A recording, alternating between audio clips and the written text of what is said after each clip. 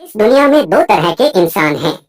एक वह जो यह मानते हैं कि भाग्य वाग्य कुछ नहीं होता है और वे कर्म की प्रधानता में ही विश्वास करते हैं। दूसरे वे लोग हैं जो भाग्यवादी हैं, यानी उनका किस्मत पर पूरा भरोसा होता है। उनका दृढ़ विश्वास होता है कि जो भाग्य या किस्मत में लिखा है वह होकर ही रहेगा। अर्थात इंसान कर्म और भाग्य नाम की दो धुरियों में ही घूमता रहता है और अंततः दुनिया से विदा होकर चला जाता है। आज के समय का युवा भी यही सोचता है कि बिना कुछ किए ही उसे वह सब कुछ मिल जाए जो वह चाहता है। इस विषय पर अक्सर बहस होती रही है कि आखिर कौन बड़ा है, भाग्य या कर्म। अनंत काल से ही यह बहस का विषय रहा है कि कर्म ज्यादा महत्वपूर्ण है या भाग्य। जब अर्जुन ने कुरुक्षेत्र में अपने स्वजनों को युद्ध के लिए अपने सामने खड़ा पाया तो उसका शरीर निस्तेज हो गया। उसके हाथों से धनुष छूट गया और प्राणहीन मनुष्य के समान वह धरती पर गिर पड़ा। तब भगवान श्री कृष्ण ने उसे गीता के कर्म ज्ञान का उपदेश दिया।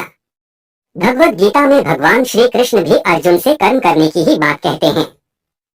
अर्जुन को कर्म करने का ही उपदेश देते हैं।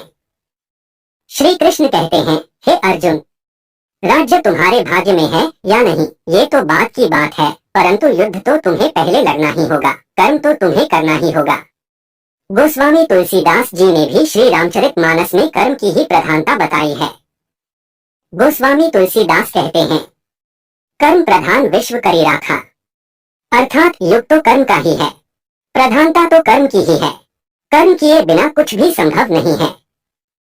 तो आइए अब उस कहानी की शुरुआत करते हैं जिसमें बहुत बड़ी शिक्षा छिपी हुई है। एक बार एक लड़का परेशान होकर घर के बाहर बैठा था।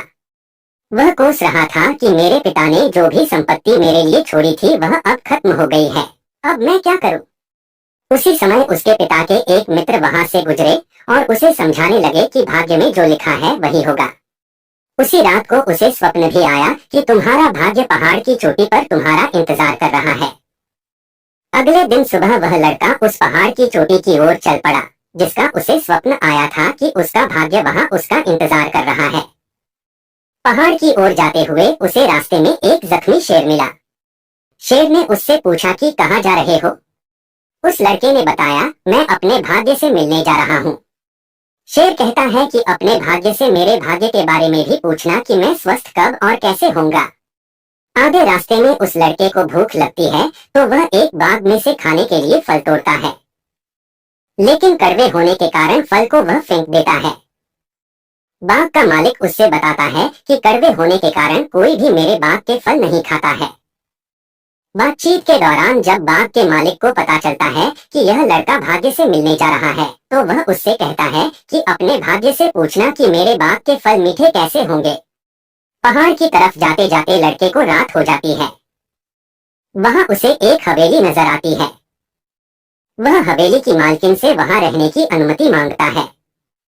हवेली की मालकिन उससे वहां आने का कारण पूछती है तो लड़का उसे बताता है कि मैं अपने भाग्य से मिलने जा रहा हूँ। हवेली की मालकिन कहती है कि अपने भाग्य से मेरे बारे में भी पूछना कि मुझे खुशी कब मिलेगी। अगले दिन सुबह वह पहाड़ की ओर चल पड़ता है और उसे सचमुच वहां उसका भाग्य मिलता है। वह लड़का भाग्य को उसके साथ चलने के लिए कहता है तथा शेर बाग के मालिक और हवेली की मालकिन के सवालों के जवाब भी मांगता है।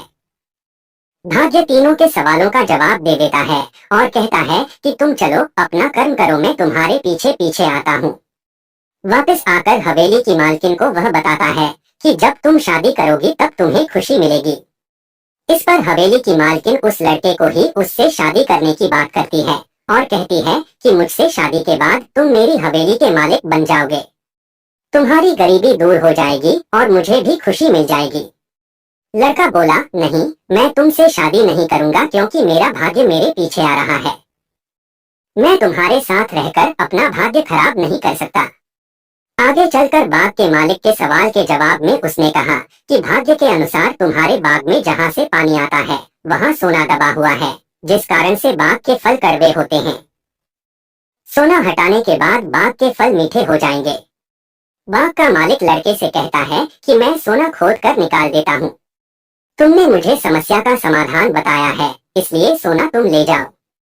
लड़का कहता है कि मुझे सोने की जरूरत नहीं है, मेरा भाग्य मेरे पीछे आ रहा है।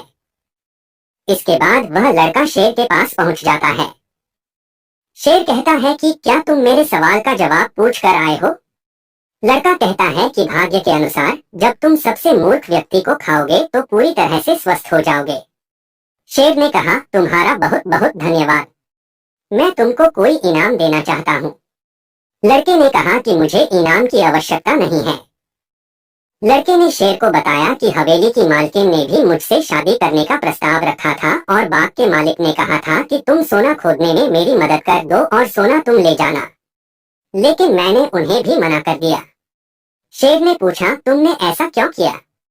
लड़के ने जवाब दिया कि मैंने उन सब से कहा कि मेरा भाग्य मेरे पीछे ही आ रहा है, इसलिए मुझे इसकी आवश्यकता नहीं है।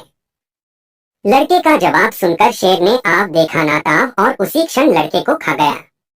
शेर ने कहा कि तुमसे बड़ा मूर्ख इंसान शायद मुझे कोई और नहीं मिलेगा, क्योंकि तुमने भाग्य के इंतजार में गरीबी दूर करने के दो दो अमूल्य अवसर खो दिए। अगर तुम दोनों जगह अपना कर्म करते तो तुम्हारा भाग्य तुम्हारे पीछे नहीं तुम्हारे साथ चल रहा होता। प्रिय दर्शकों, इस कहानी से हमें यह शिक्षा मिलती है कि हमें कभी भी केवल भाग्य के भरोसे नहीं बैठना चाहिए, बल्कि अपना कर्म भी ध्यान और ज्ञान में रखना चाहिए, क्योंकि भाग्य उन्हीं के साथ चलता है जो कर्मशील होते हैं। मित्रों, कमेंट में जय श्री कृष्ण अवश्य लिखें और वीडियो पसंद आई हो तो वीडियो को लाइक करें और हमारे चैनल अनसुने पुराण को सब्सक्राइब करें। धन्यवाद।